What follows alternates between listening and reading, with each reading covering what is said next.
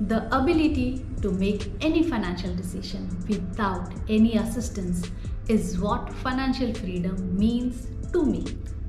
In my last video, I had spoken about why women often falls behind when it comes to investing, and today I'm going to speak about how to gain that confidence. Number one, start investing. Saving and investing goes hand in hand.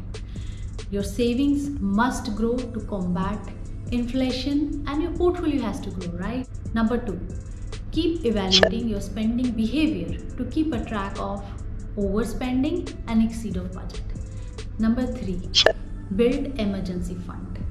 Tragedies never come by knocking the door. It is important to build an emergency fund for minimum 6 months.